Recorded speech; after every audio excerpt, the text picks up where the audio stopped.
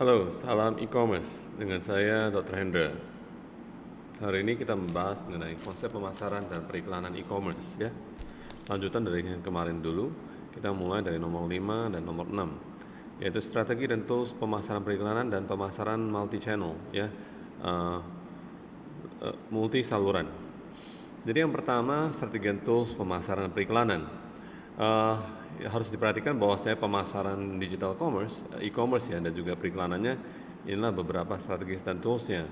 Fitur-fitur dari pemasaran online dibandingkan dengan tradisional adalah pertama lebih personalized ya, lebih ke pribadi masing-masing karena ada sosial media, lebih participatory ya, dikarenakan ada menu-menu share, like dan juga conversation ya di sana ya, bisa membalas maupun bisa subscribe dan sebagainya, bisa di follow. Mau peer to peer, kebanyakan sekarang ini seperti conversation itu lebih dari orang ke orang ya, lebih komunal dan bisa membangun komunitas seperti di Facebook. Walau tidak semua pemasaran online memakai fitur ini, namun cara paling efektif dari pemasaran online adalah memakai seluruh fitur tersebut, yaitu personalized, participatory, peer-to-peer, dan communal. Dan bicarakan mengenai multi-channel, semua bersumber dari website ya.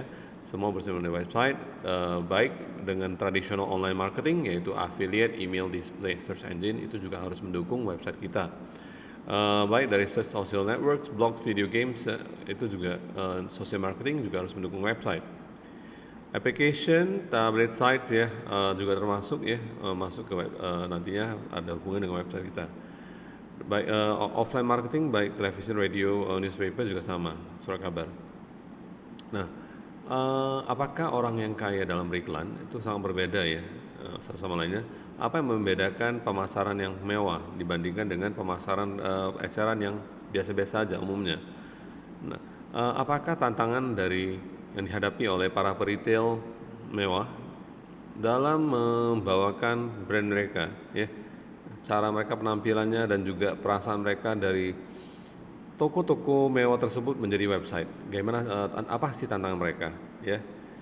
Bagaimana sosial media berdampak terhadap pemasaran yang mewah ini? Coba kunjungi website Armani. Apa yang Anda temukan di sana? Ini kan termasuk yang mewah ya. Silakan. Baik, dalam membangun hubungan dengan konsumen, perlu diketahui bahwasanya fungsi website itu ada 4. Ya, pertama itu adalah membangun brand ya, identitas brand. Kita ketahui brand tersebut diketahui dari website ya, dan juga janji akan konsumen, yaitu namanya harapan konsumen. Dalam hal ini juga membedakan fitur-fitur dari produk dan jasa dalam hal kualitas, harga, dukungan akan produk dan juga keandalan ya, dapat diandalkan. Misalnya Ford dan Skoda, ini adalah merek mobil ya, kendaraan. Yang kedua adalah fungsi dari website adalah anchor the brand online ya, jangkar itu biasanya kalau kapal tuh buang jangkar itu artinya telah berlabuh di sana, pusatnya di sana. Memusatkan brand secara online itu di website semuanya ya. Semua titik pusat dari semua pesan pemasaran berasal dari platform yang berbeda, semuanya berasal dari website ya. Arahkan semua ke website supaya banyak trafficnya. Kemudian memberi informasi dan juga mengedukasi ya, memberi pelatihan terhadap konsumen dan juga membentuk pengalaman dari pelanggan. Pengalaman pelanggan ini bisa Anda pelajari di digital marketing ya, dari dasar di digital marketing. Baik, bicarakan jauh lebih jauh mengenai customer experience atau CX ya. Orang mengatakan CX ini adalah totalitas pengalaman dari pengalaman konsumen terhadap sebuah perusahaan, terutama perusahaan online. Termasuk dari hal dalam mulai dari pencarian, pemberitahuan, pembelian, konsumsi dan juga dukungan after sales setelah membeli produk tersebut atau jasa tersebut. Baik, bicarakan mengenai online marketing dan advertising ya. Oke. Ada berbagai banyak bentuknya, mulai dari display, ya, search, mobile messaging, sponsorship, classified, lead generation, dan email. Lihat aja banyak sekali contohnya dari Facebook, Google, LinkedIn, Pinterest, Instagram, AdWords, Bing, YouTube, Yahoo, Facebook Ads, dan Twitter advertising ya. Ini selama 5 tahun belakang ini para pengiklan telah secara agresif beriklan secara online ya, mengiklankan secara online dan memotong banyak sekali anggaran-anggaran pada saluran tradisional. Apa sih keunggulan dari pemasaran online? Karena usia yang produktif dari 18 sampai 34 itu adalah online, mereka online, netizennya kebanyakan. Jadi targeting di iklan terhadap personal pribadi-pribadi ataupun grup-grup kecil ataupun komunitas untuk bisa melacak kinerja dari iklan bisa kita ketahui ya dalam waktu yang real time ya. Lalu juga bisa membedakan harga, bedakan harga offline dan online juga, ya. Juga bisa untuk personalization. Jadi kalau dinamakan ad targeting itu adalah mengirimkan pesan yang spesifik kepada pasar dalam kelompok tertentu dalam populasi. Bisa dilihat bahwa prestasi total anggaran untuk iklan di media-media yang dihabiskan itu semakin meningkat dari tahun ke tahun ya. Bahkan perusahaan yang Indosat ya service provider dari komunikasi ya mengatakan perusahaan mereka sebelumnya mengutamakan iklan offline, out of home yaitu billboard dan iklan dan juga TV. Tapi setelah tahu minat secara acara TV di penelusuran YouTube tumbuh dengan pesat, maka mereka memutuskan untuk melakukan diversifikasi. Portofolio mereka pindah dari offline, dari TV dan billboard ke iklan digital. Dan melakukan studi. Hasilnya adalah mengkonfirmasi hasil lebih tinggi di platform Google. Di platform Google, pencarian, return on investment-nya 3 kali lipat dibandingkan saluran-saluran lainnya. Ini menurut Faroni Arifin, Sales Vice President Head of Brand Management Strategy of Indosat. Jadi kalau bicarakan mengenai tools tradisional online marketing dan advertising, kita bicarakan mengenai 6 hal. Ya, alat-alat nih dari iklan dan juga pemasaran online nih tradisional. Yang pertama adalah SEM, Search Engine Marketing dan juga advertising, yaitu dia kebanyakan mayoritas di Google, display advertising. Nanti saya akan jelaskan ya di lalu email marketing, affiliate marketing, viral marketing dan lead generation marketing. Ya, dikatakan lead generation karena menghasilkan calon-calon konsumen yang baru, ya, calon-calon pembeli yang baru. Search engine marketing ini adalah pemakaian search engine mesin penelusuran untuk melakukan branding ya supaya merek tersebut makin dikenal orang, dari tidak kenal jadi kenal, dari kenal jadi mau tanya-tanya lebih jauh dan sebagainya. Kalau dikatakan SEA, search engine advertising, seperti yang dilakukan oleh Pepsi Cola, itu memakai search engine itu untuk mendorong ya penjualan langsung dari Pepsi dan Pepsi Cola, karena tingkat tingkat kliknya dalam iklan search engine biasanya 1-4% ya, dengan rata-ratanya 2%. Jadi namanya juga mesin telusuran yang paling hebat, itu paling top adalah Google, karena market share-nya 90% di seluruh dunia maya. Jadi search engine marketing ini bisa backlink, bisa konten, bisa search, bisa untuk ranking, bisa personal management, bisa untuk website ya. Nah, fungsi dari search engine yang pertama itu adalah memperkuat brand awareness ya, kesadaran akan brand. Yang kedua itu supaya mereka mulai terlibat, mulai bertanya, mulai conversation, like, share dan sebagainya, follow sebagainya, mendukung customer engagement ya. Lalu ketiga itu gain more insight, punya lebih banyak pengetahuan bagi pemilik usaha tentang kesadaran konsumen dan juga perilaku konsumen. Lalu keempat itu adalah wawasan akan pola pencarian dari konsumen, caranya gimana. Yang kelima itu adalah mengenai pengetahuan ya akan musuh Anda ya, pesaing dari bisnis Anda. Nah, jenis-jenis search engine advertising ya, ada yang ad, paid inclusion, ada yang organic ya. Yang namanya paid inclusion itu Anda berbayar untuk sebuah biaya, itu akan menjamin sebuah website itu tampil di jajaran paling atas dari halaman pertama Google ya, yang lebih sering dikunjungi oleh web crawler ya. Ini mesinnya yes atau robotnya, dan memberikan rekomendasi untuk menghasilkan hasil organik ya. Contohnya di sebelah kanan ini ada tulisan ad ya, iklan. Ad itu advertising, iklan ya. Ini karena mereka berbayar, tapi yang di bawahnya kalau bicarakan mengenai pelangsing ya, kemarin saya cari pelangsing misalnya, ini yang di bawahnya tidak berbayar, organic search. Organic ada artinya organik ya, tidak berbayar. Jadi mereka masuk ke halaman pertama Google tapi tepat di bawah yang beriklan. ya. Eh, ini karena algoritmanya sudah bagus ya. Konten-kontennya konsisten, kata-kata kuncinya konsisten ya. Postingannya konsisten, banyak yang like, share dan sebagainya, sehingga Google mengenalinya sebagai konten yang bisa diandalkan, sehingga ditampilkan di halaman pertama.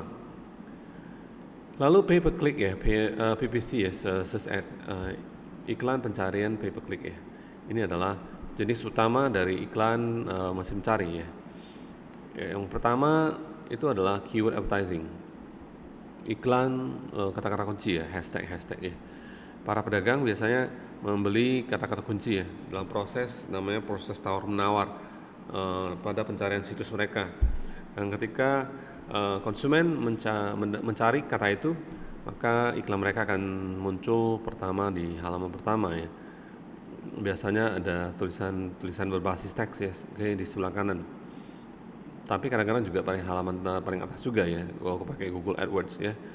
Jadi ini misalnya saya membidding, saya nggak mau bayar mahal nih, saya bidding target iklannya, pelangsing itu saya mau bayar 0,1 dolar.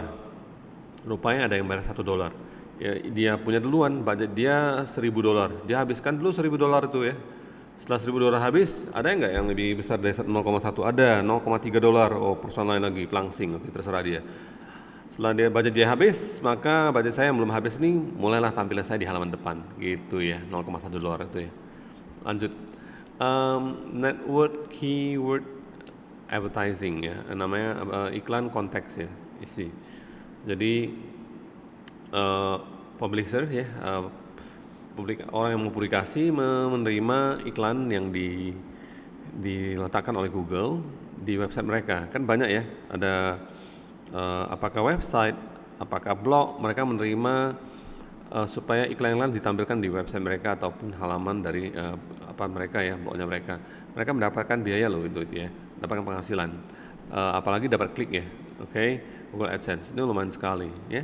Contohnya aja. Sebentar teman-teman. Yes. Oke, lanjut. SEO, Search Engine Optimization. Nah, ini adalah hal yang memang tidak berbayar, tapi perlu proses yang sangat cukup banyak ya supaya membangun website itu secara organik bisa tampil di halaman depan terus ya. Ini adalah teknik meningkatkan ranking dari halaman web, halaman situs ya, yang dihasilkan oleh algoritma search engine ya. Jadi proses menghasilkan ranking ya, ranking pertama ya di web pages oleh search engine, mesin penelusuran, dengan mengubah konten dan juga rancangan dari situs web ya. Jadi SEO itu banyak sekali ya. Tujuannya bisa build backlinks, content optimization, bisa submit site to search engine, off-page promotion, yes, okay, analyze ranking traffic dan on-page SEO, website dan competitive analysis, optimize page for main keywords.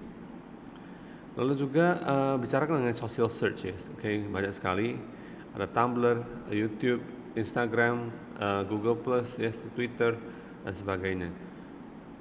Ini memakai kontak sosial ya teman-teman Anda dan juga grafik sosial ya untuk menyediakan hasil yang lebih relevan dan juga lebih sedikit. Jadi bisa mereview hasil dari teman Anda, teman atau temannya dia, ya, rekomendasi dan juga website dari yang pernah dikunjungi sebelumnya dan juga pemakaian like-nya di mana aja. Ya, ada ini namanya Facebook Search misalnya. Nah, display ad marketing ini seperti ini ya. Menurut Google ini format iklan yang paling berkinerja top ya adalah segi 4 yang paling besar ya, oke, medium rectangle dan juga leaderboard ya, oke, dan juga half page, yes, oke. Ini semuanya bagus ya. Jadi top 5 display companies itu adalah siapa yang display terbanyak itu adalah Facebook, Twitter, Yahoo, Verizon ya. Karena mereka menghabiskan 60% budget dari seluruh iklan online ya secara netizen di sana. Baik, lanjut. Jadi jenis-jenis display ad marketing ada berbagai jenis. Yang pertama itu adalah banner ads ya. Banner ads nampak ya yang biru ini, your ads is here, itu adalah banner ya, biasanya untuk berita-berita. Ini sama ya. Kadang-kadang juga ada videonya, kadang-kadang juga ada animasi lainnya. Ya. Jadi ini adalah tipe marketing tampilan yang paling umum, paling tua ya, dan juga akan menampilkan pesan-pesan promosi dalam kotak ini pada layar komputer kita. Lalu yang kedua, jenis display ad marketing itu ada rich media ads, lebih efektif ya, karena melihat sini yang biru ini ada video, ada tulisan ya. Ini karena memakai animasi suara dan interaksi TV ya, memakai Flash, Java, JavaScript, HTML. Ini bisa keterbukaan terhadap orang yang mendapatkan display ad marketing bentuk rich media ads ini kadang-kadang bisa meningkatkan kunjungan ke situs ya 300% ya dibandingkan dengan standar ad banner yang biasa tadi sebelumnya. Juga ada istilah interstitial ads ya. Ini adalah cara meletakkan halaman penuh ya, pesan halaman penuh antara halaman sekarang dan juga halaman dari user. Native advertising ini adalah kalau diperhatikan gambar di sebelah kanan, tulisan sebelah kiri ya, yang warna biru itu ya. Ini adalah iklan yang memang kelihatannya sama ya dengan konten editorial. Dalam dunia online, native ads ini sering dipakai dalam sosial media ya seperti Facebook Newsfeed. Kalau video ads kita sudah tahu ya seperti TV ya lebih efektif daripada format lainnya. Ada juga email marketing ya. Email marketing ini langsung dikirimkan kepada para pengguna yang memang tertarik sebelumnya, sudah mengisi data-datanya. Dan biasanya in-house email list email yang sudah ada itu lebih efektif daripada kita membeli daftar alamat email yang tidak jelas ya.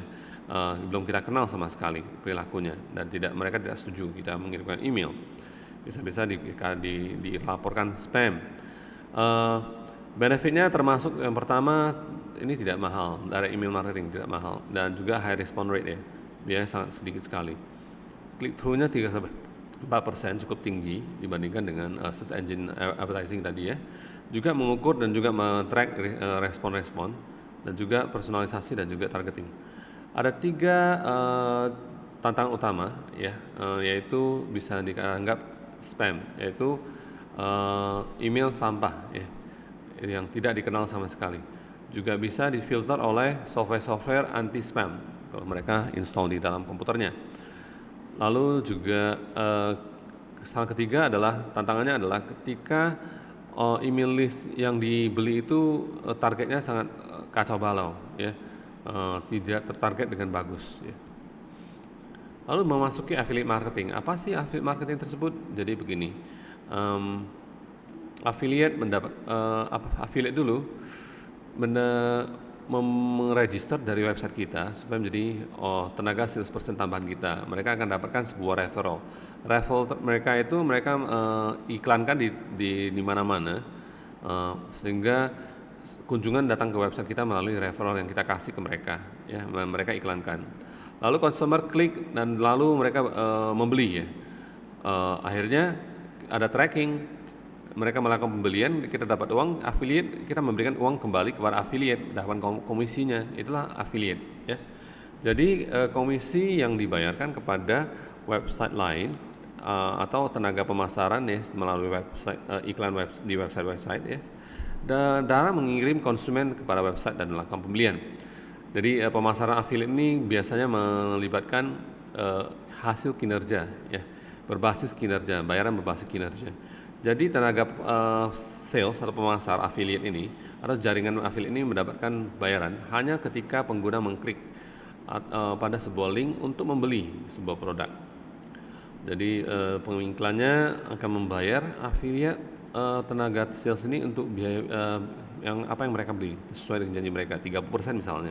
Ada yang sampai 90% ya. Coba aja di clickbank.com ya.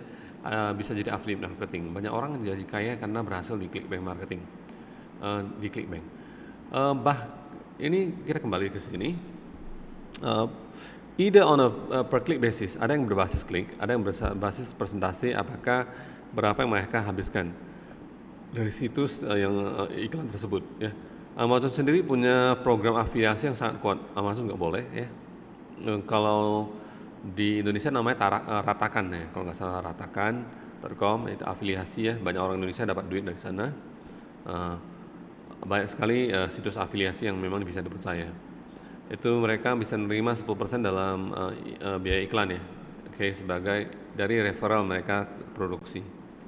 Ada yang namanya viral marketing, dari pemasaran dirancang untuk memberi inspirasi ya. Oh, keren juga ya ke konsumen, supaya mereka juga mau memasingkannya, mempassingnya, memberikan, men-share-nya kepada teman-teman mereka, keluarga dan sebagainya, ya, rekan kerja mereka. Jadi ini adalah iklan mulut ke mulut versi online ya, yang biasanya dengan cepat menyebar ya, luas daripada di dunia nyata. Yes.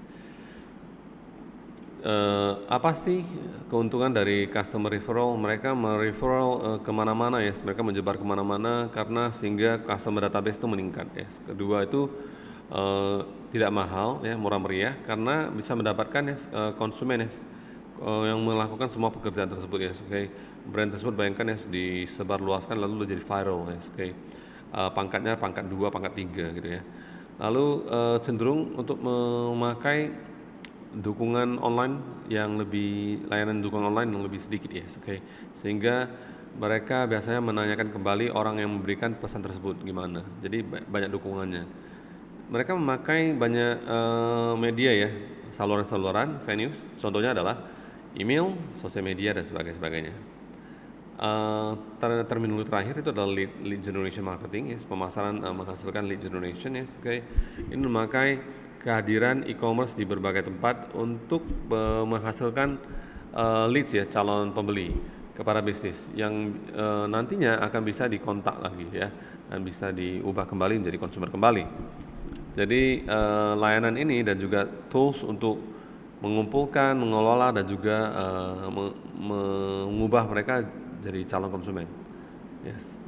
Jadi menurut Anda, manakah yang aktivitas yang menurut Anda paling hebat membawa kesadaran merek ya? Atau membawa lead generation ke hasil konsumen baru ya? Atau kedua-duanya? Yang mana terbaik menurut kalian? Ya, yang warna kuning itu sudah pasti membangun awareness. Yang paling hebat adalah online advertising ya. Kalau yang warna biru itu adalah paling kuat, warna biru muda ya, paling kuat untuk mendapatkan konsumen baru. Bisa dikatakan pay per click dan email marketing. Yes, okay. Kalau yang kedua-duanya warna biru tua, paling kuat itu adalah di content marketing ya, dan juga social media marketing. Nah, terkadang lead generation marketing dikatakan inbound marketing atau pemasaran ke dalam ya. Kenapa dikatakan demikian? Dikarenakan begini, lead generation itu membantu perusahaan membangun website mereka ya. Mereka membantu perusahaan dalam meluncurkan kampanye-kampanye email ya, memakai situs-situs media sosial maupun blog-blog untuk mengoptimasi hasil dari calon-calon pelanggan ya. Kemudian mengelola calon pelanggan tersebut dengan memulai sebuah kontak lebih lanjut ya, follow up kontak, lalu melihat melacak interaksinya seperti apa, lalu juga berhubungan dengan konsumen ya, oke. Sistem manajemen konsumen di website kita supaya mengetahui mereka ya, dari stranger menjadi sampai jadi promoter ya. Stranger, visitor, leads itu calon pelanggan ya, dari pelanggan setelah membeli ya, oke. Visitor hanya mengunjung, inilah beda leads dan visitor ya, oke. Leads itu diantara visitor dan customer. Dari attract, menarik perhatian dulu, convert, mengubahnya menjadi calon konsumen, close itu adalah menutup pembelian, delight, rasa gembira akan layanan dan juga produk yang telah dibeli. Yes. Jadi inbound versus outbound. Yes. Ada yang bilang inbound marketing, ada yang bilang outbound marketing yang lebih hebat. Apa bedanya? Jadi inbound marketing ini ada blogging, email marketing, social media, search engine optimization, online video podcast, webinar dan lain-lain. Yang namanya outbound itu adalah telemarketing ya. Pernahkah Anda dihubungi? Cold calling. Orang tak dikenal menghubungi Anda. Itu menjengkelkan juga, kalau namanya cold calling. Direct mail ya, oke. Trade shows, pameran dagang, seminar, TV komersial dan lain-lain. Ini kalau ada dicampurkan, inilah sweet spotnya, where magic happens. Strategi pemasaran online lainnya itu memang banyak sekali bisa dilakukan ya, bisa radio, cetak, TV, mobile, internet dan sebagainya. Itu sangat berpengaruh juga. Jadi online marketing memang seharusnya dicocokkan ya, maksudnya dipasangkan beriringan bersama offline marketing supaya dapat mendapatkan hasil optimal ya. Jadi multi channel marketing ini adalah integrasi pesan-pesannya, baik itu offline, online, omni channel, semua dijalankan bersamaan dengan sentralnya kepada website. Online marketing ini bukan hanya satu-satunya, tapi ini caranya sendiri juga termasuk yang terbaik, terutama dalam menyibukkan konsumen, engage customer. Kalau dikatakan kapabilitas digital untuk membantunya itu dalam offline ke online itu seperti apa? Dalam membangun foundation sampai advokasi ya. Oke, kebanyakan waktu yang dihabiskan adalah di online dalam membangun awareness dan sebagainya ya. Media-media yang disarankan itu seperti apa? Ini ada di sini semuanya. Ya. Oke, ini ada multi channel customer journey. Yes. Lalu bicarakan dengan strategis retensi pelanggan. Ada namanya retargeting. Yes, perhatikan gambarnya aja. Ini melibatkan, menunjukkan iklan yang sama kepada seseorang di berbagai situs-situs yang berbeda maupun sosial media yang berbeda-beda. Jadi di targeting itu adalah pengunjung datang ke website Anda, lalu mereka pulang. Lalu iklan Anda muncul di situs orang lain, ya itulah menyebabkan para pelanggan kembali ke situs Anda. Ini namanya retargeting seperti itu ya. Baik, terima kasih. Sampai jumpa. Salam e-commerce dengan saya Dr. Hendra. See you.